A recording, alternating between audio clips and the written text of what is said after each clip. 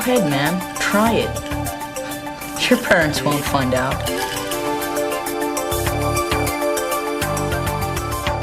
If Dad and I do drink when we go out, we use good judgment.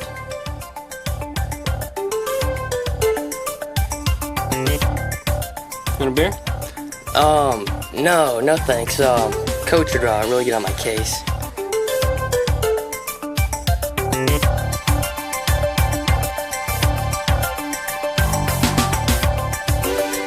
Hello, I'm Dr. Lonnie Carton.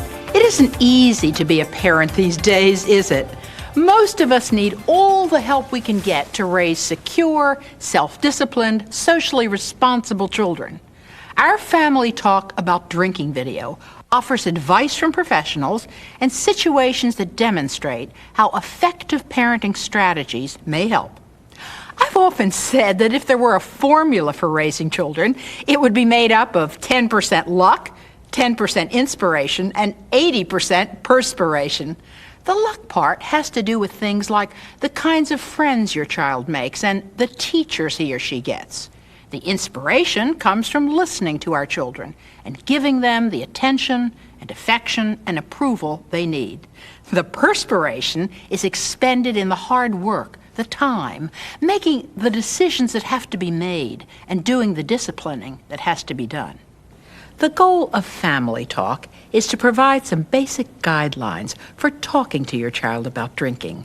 These guidelines have been carefully formulated by the Anheuser-Busch Family Talk Advisory Panel, educational, medical, and family therapy experts that have considerable experience in this area, some of whom you will meet later in this video. One of the most important things that our Family Talk research told us is to start early. The prime time to reach impressionable youngsters is between 9 and 11, when they're old enough to grasp complex concepts, but still young enough to listen to their parents and want to imitate the way parents behave. What other strategies can parents use? Set a good example. Boys and girls are very careful observers. Your actions and attitudes about drinking are being communicated to them whether you drink or not. Be factual when you discuss the topic of drinking. Don't damage your credibility by using scare tactics or threats or lecturing. Know the facts and share them calmly, caringly, and convincingly. Set firm rules and guidelines. Let your children know where you stand when it comes to drinking. Practice good parenting through family togetherness. It creates an atmosphere of open communication, trust, and respect. This helps build your child's self-esteem as an important contributing member of the family. Get to know your child's friends and their families. Be aware of the powerful influence of peer pressure. Make sure your son or daughter understands what a real friendship is all about. Tell your children that real friends don't embarrass, threaten, or force you into doing things you don't want to or know you shouldn't. Good friends give you the right to make your own decisions. Get help promptly. If you know or suspect that your child has a drinking problem, get professional advice and assistance. Not all children or all parents are alike. This is why there is not just one way to deal with the subject of drinking alcohol beverages. Whatever strategy you choose, remember that children take cues for their own behavior from their parents' behavior. Let's ask Dr. David Olms about the importance of this influence. Parents are the primary role models for their children. Everything you do or say makes an impression on their young minds. That's why it's very important for parents to set a good example. How does that apply to drinking behavior? If you do drink, don't overdo it or place too much emphasis on it. The vast majority of adults who drink do so responsibly and moderately, as a complement to a social situation or a relaxing conversation. For them, drinking doesn't become an end in itself or a way to deal with problems. If children observe responsible drinking by parents, they are not likely to become problem drinkers themselves. What about parents who don't drink? How do they deal with the issue? Even if parents abstain from drinking, they still need to present facts to their children about alcohol. Explain to the child the reasons you have chosen not to drink in a factual, straightforward manner. Exaggerating the dangers of drinking or turning alcohol into something totally evil may actually end up making it more attractive to children, especially if children find that what their parents have been telling them isn't the truth. One more thing. It's important not to present information to your child like you're lecturing. It's better to look for what we call a learning moment, such as if your child just saw a TV news story about drunk driving. Let's see how these guidelines might be applied by looking at a series of situations involving children, parents, and drinking. For each situation, we'll view how a problem arises, hear specific advice, then return to see how the parents handle that problem. If you choose, you can stop the tape and come up with your own solutions before viewing the concluding segment of each situation. Let's begin with a question from a young child that many parents might not be prepared to handle. Jimmy, Right here, Mom. doing your homework? Yeah. How's the math going? Can't do anymore. I'm starving to death. Can I have a snack? I'll get you a glass of milk. When you're finished, you can have a cookie. I guess I can do it, Mom. I only have 3 more. How was school today? Okay. We started a special thing today in class because it's Drug Awareness Week. Oh, that's good. What kinds of things are you learning? Well, we learned that alcohol is a drug, and that alcohol is in beer, wine, and liquor. Mom, I've seen you drink wine and Dad drink beer. Does that mean you take drugs? A question like this, coming from a young child, shouldn't surprise you. Many schools are teaching young children about drugs. Frequently, alcohol is also discussed. What are some good guidelines to follow when your child confronts you with just such a question? Let's return to Dr. David Olms. First of all, a parent must address the child's question about drugs. Alcohol is a drug, just like vitamin C and aspirin are drugs. Alcohol is simply formed through the brewing and distilling processes. It's a legal drug.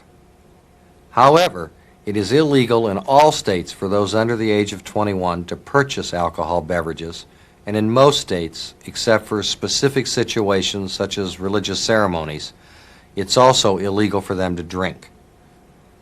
While there is no such thing as responsible use of illegal drugs, such as crack cocaine or heroin, over 100 million American adults consume alcohol beverages, and most do so responsibly.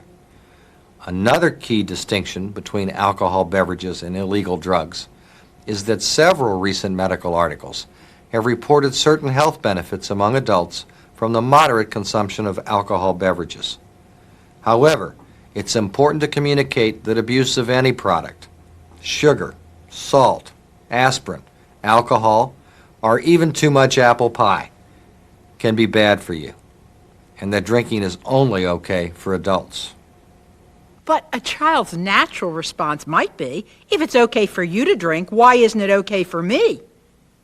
The answer to that is basically that alcohol affects adults differently than it does children. That's why there are laws against underage drinking. Kids should be told there are many reasons why they shouldn't drink. Their bodies are not mature enough to handle it, and they're not emotionally ready because their judgment skills have not developed. And as we stated earlier, it's illegal for children to purchase and consume alcohol. Well stated. Now, let's see how this question was resolved by our parent. Jimmy, there are all kinds of drugs. Some drugs are against the law for everyone because they can cause serious problems, like heroin or crack. It's always wrong to take those drugs. But there are other drugs that are legal. Aspirin's a legal drug, well, so is alcohol, but only for adults. Okay. It's also true that, your father and I do drink beer or wine sometimes. With dinner, or when we're relaxing, or maybe we're having drinks with friends. Many adults drink because they enjoy it. And you know your dad and I would never overdo it when we drink. That would be using poor judgment. I know that, Mom. You just need to remember that, well, drinking is just not for kids. Okay. Well, when you grow up, you may decide you want to drink. You may decide you don't want to. Anytime you want to talk about it, your dad and I are here. We'll be glad to try and answer any questions for you, okay? Sure. Now let's see you polish off that math. Okay.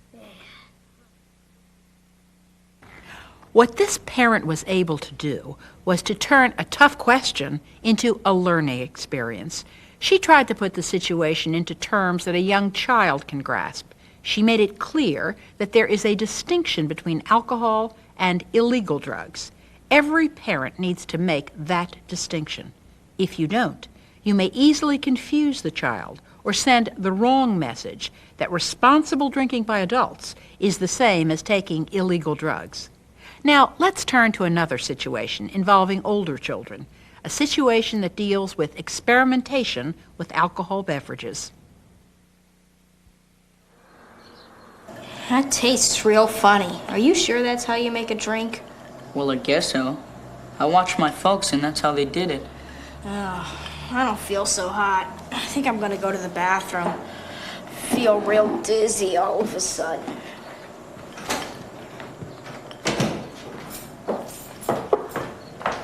Bobby, I'm home.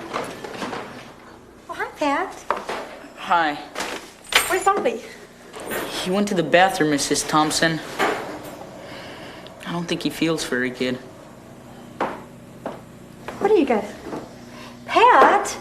You guys have been in the liquor cabinet? Mom, I'm sick. The goal of the Family Talk program is to help parents to stop underage drinking before it starts. But even if you have talked to your child about drinking so that your child knows that underage drinking is wrong, there's always a chance your youngster might try it anyway. This is a situation that parents may be confronted with unexpectedly. For some advice on the subject, let's turn to Terry Rodriguez-Olms, a parent, the wife of Dr. David Olms, and a practicing family therapist. The very first thing to do is remain calm. Find out what the child has been drinking and in what quantity. And observe the child carefully after the incident to make sure there are no after effects.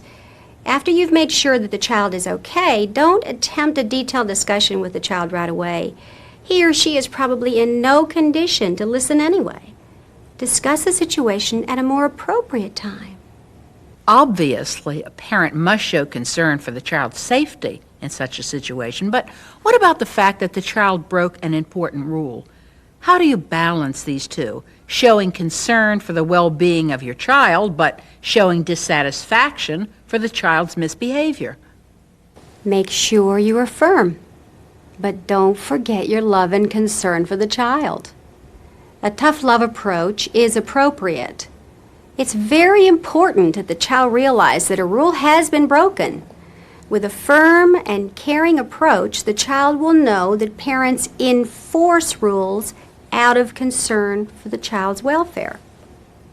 Let's see how our parents dealt with this tough situation. Bobby, exactly how much did you and Pat drink? Just a little. Are you sure that's it? Exactly how much did you drink? Not much. Do you feel like you're going to be sick again? No, I'm just a little dizzy. I want you to go up to your room and lie down for a while, and I will be up in a minute.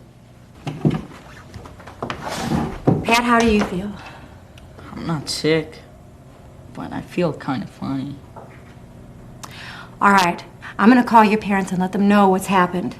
And they'll be here to get you in just a minute.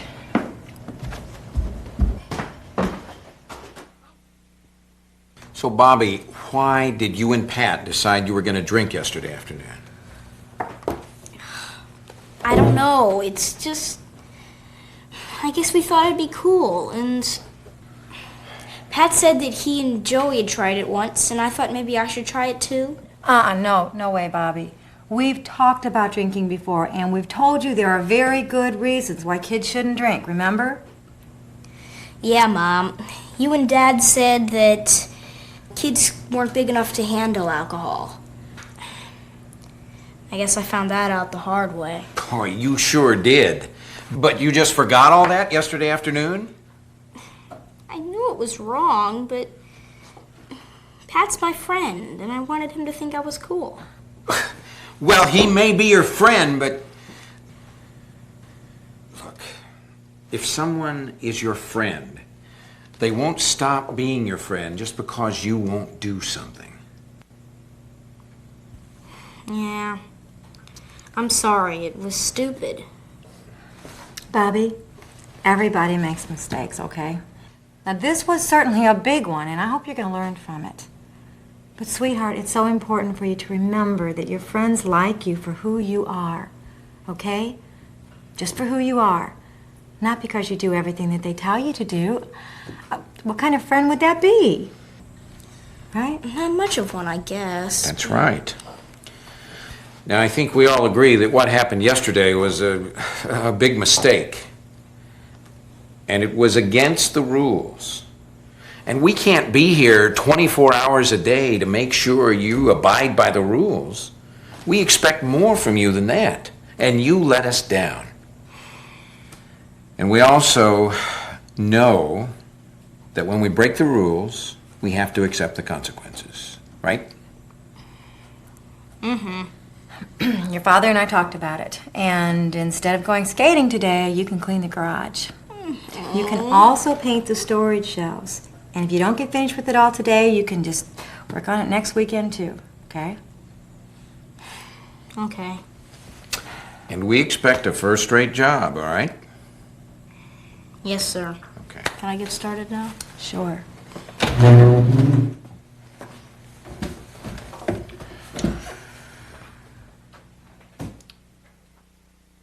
A very firm approach by these parents. Terry, what's your reaction? The mother handled the immediate situation calmly and firmly. The parents were also wise to wait until the next morning to discuss the matter with their child. And it's very critical that they took a firm stand with the child. When you make rules, you must stick to them. And you must impose an appropriate punishment for breaking that rule. Certainly, peer pressure played a big role in this experiment with drinking. How can parents help their children understand how to deal with this kind of influence? Well, friends are very important. In fact, according to a Roper report, children themselves say peer pressure is a big factor in determining whether they will drink. But parents are the most important influence. All children want to be liked and accepted. And sometimes this desire can cause confusion. Teach the meaning of true friendship to your children.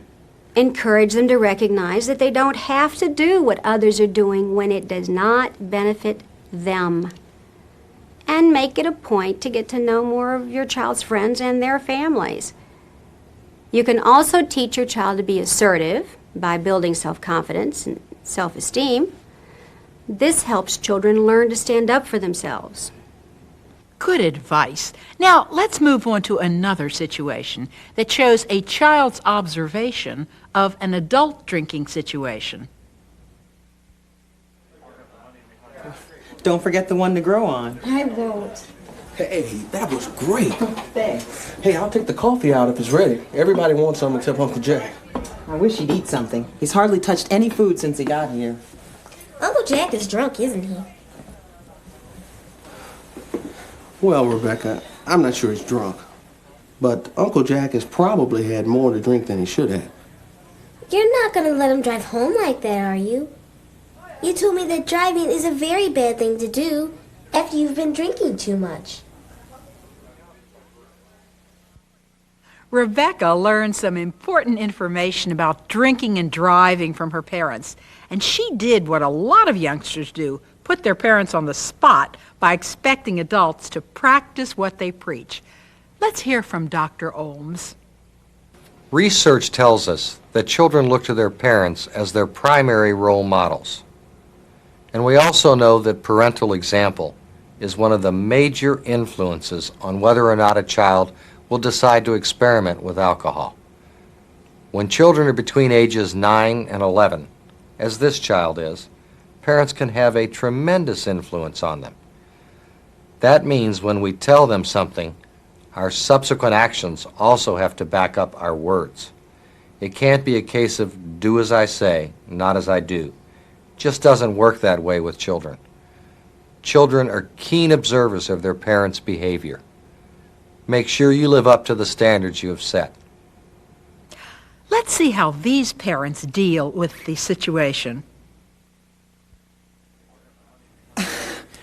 You know that Dad and I decide beforehand who's going to be the designated driver if we're going to go out somewhere, Rebecca. People should never drive when they've had too much to drink. They just aren't able to drive safely. What about Uncle Jack? You want him to get home safely, don't you? Of course, sweetie, you know that. In fact, he's already asked if he can stay over and spend the night. When Dad and I are out, we play it safe. We make sure we don't put ourselves in that position. And Uncle Jack wouldn't do that either. But if Uncle Jack hadn't asked, we wouldn't let him drive home anyway. We would have given him a ride or called a taxi for him. It's as simple as that. We could fold out the couch in the den, and I'll go get the sheets out of the closet. Hey, but what about a slice of that chocolate cake first? What the parents have done is to back up their words with actions. In addition to talking with their child in a factual, straightforward manner, they obviously had a plan in place. As a result, they have strongly reinforced the message they have already communicated to their child. Starting early can pay dividends. It gives your child added practice in making wise decisions. By the time your child becomes a teenager, he or she will face some major decisions and some major pressures in many critical areas. Let's examine one possible situation involving alcohol beverages.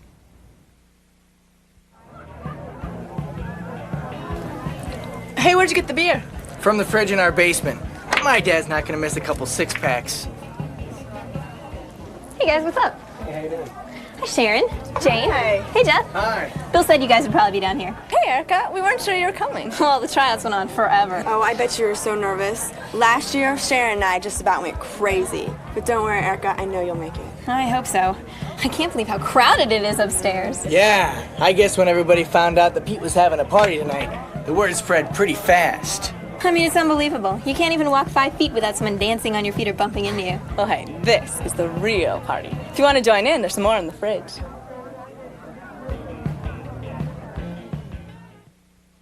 It's certainly no secret there's a lot of peer pressure out there for kids to take a drink.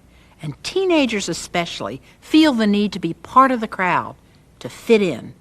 Unfortunately, even though it's illegal for teens to buy alcohol, they can sometimes get their hands on it. How do you prepare your teenager for the kind of situation that we've just seen?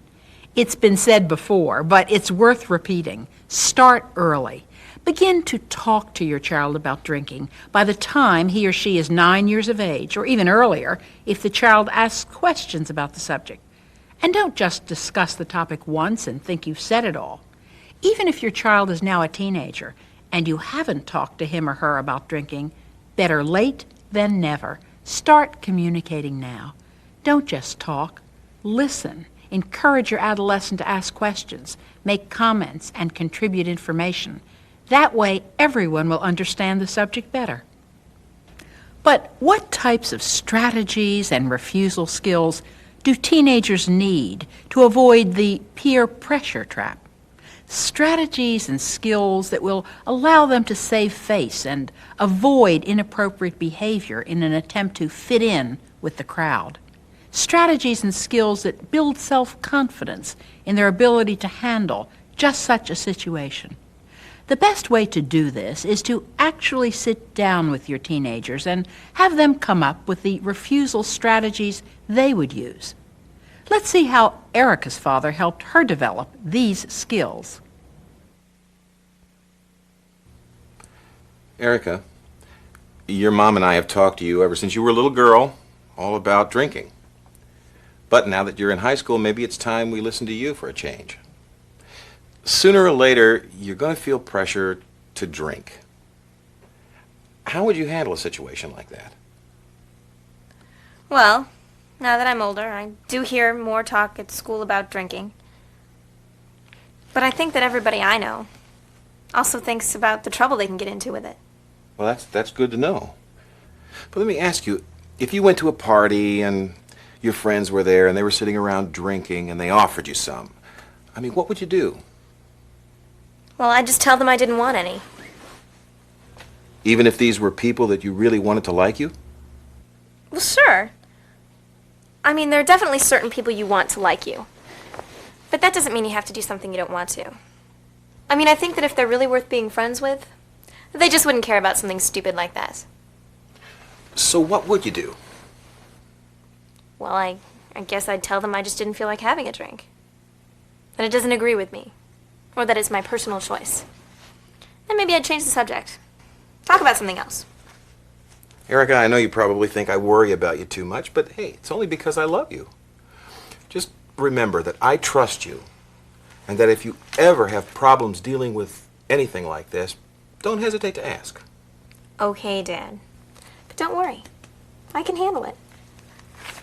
Okay. Erica? Are you okay? Oh, sure. Sorry. I just spaced out for a second. Guess I'm just tired from those tryouts.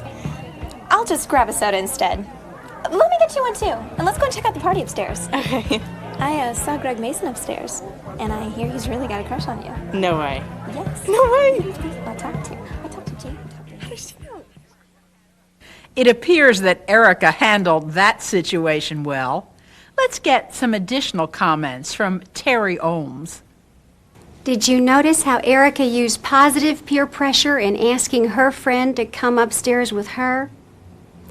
Parents have a role to play here too. They can teach their sons and daughters to develop healthy and safe friendships by observing each relationship and later on talking about it. It's important to welcome the friends and to point out the friends' positive features, but to be prepared if necessary to discuss negative behavior, like, your friend doesn't seem to study much. You can't run your child's life, especially in the teen years. But it's important to stay interested and very involved. That advice seems easy when you're lucky enough to have a reasonable young person like Erica as your child. But we all know that some teens are much more defiant in their attitudes. Well, that's certainly true. Teens often do express rebelliousness in the face of parental rules. In therapy, I often say to parents, the more hurtful the behavior of the child, the deeper the child's pain. So, if hurtful behavior persists, it's important to seek professional help. Hurtful behavior might be more than drinking. It could be falling grades, getting in trouble at school, things like that. Be assured that children love their parents naturally, and they have a natural need to please. Recognize their worth, love them for it, and show them how to please you with positive behavior that doesn't hurt them. Let's review some key guidelines we've talked about in this video. Be a good role model. Make sure your own actions and attitudes set the kind of example you want your children to follow.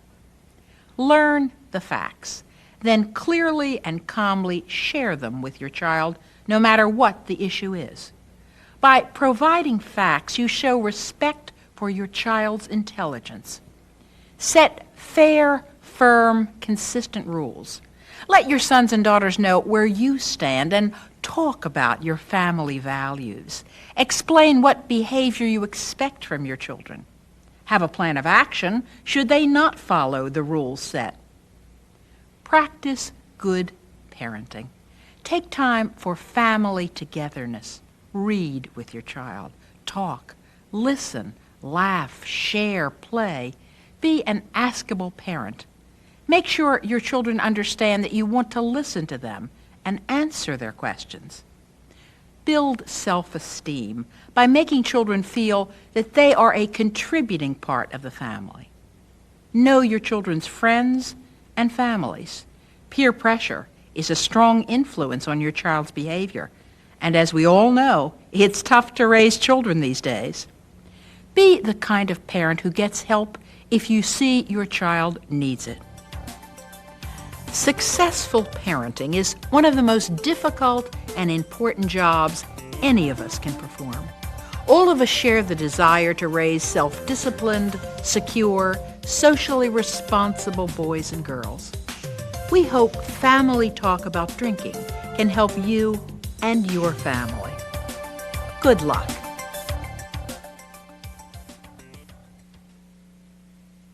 The Family Talk program is produced by Anheuser-Busch as part of its commitment to helping solve the problem of illegal underage drinking. We believe it is in everyone's interest to be a part of the solution to this problem. The information in this video and in the Family Talk guides is based on input from the Family Talk Advisory Panel, as well as current literature on the subject and conversations with parents and children.